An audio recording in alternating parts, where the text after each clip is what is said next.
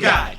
You had some people also ask about what is our process from being told that we're going to a city to having a completed project.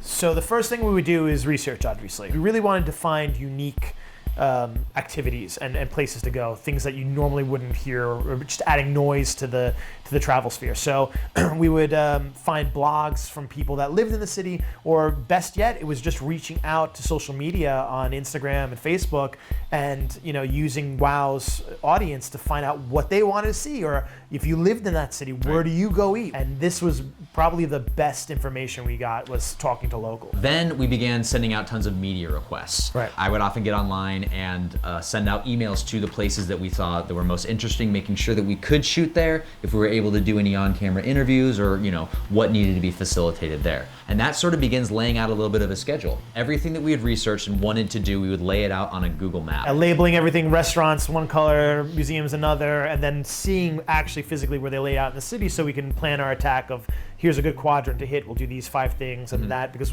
we only had 2 days sometimes in some cities, and we wanted to cover as much as possible. It was running around trying to squeeze as much as we could into one day, I think reaching out to people was key to that, because it gave us access to places that we normally wouldn't be able to get into. Like at the Getty Center, we could go and take pictures, sure, but instead we got the VP of marketing to come with us and point things out and show us things that we wouldn't have normally been able to photograph or see. Nobelhart and Schmutzig, the restaurant in Berlin, doesn't even allow cameras in there. You got to interview the owner and the head chef. Amazing. Yeah, that was really go special. in the kitchen, see how they cook, and produce a small chef table-esque type of documentary just on the restaurant. I mean, if you didn't write that letter, that would have never happened. Right. Great. So once we have our map laid out, we go shooting. And this is worth talking about for a second, because at the beginning of the summer, we shot way more than we needed to. At the end of each day, we'd back up our footage, review it, and decide what was the story from that day. What episodes do we want to make? And start thinking about ideas for scripts for VO. We shot on the Sony A7 III. The drone was a Mavic 2, and we had a 360 camera going with us. So it was really just those 3 cameras. We didn't even bring a tripod because the stabilization is so great on the Sony, and in post and in Premiere, it's really easy to stabilize stuff. So we brought 2 lavs, and that was it.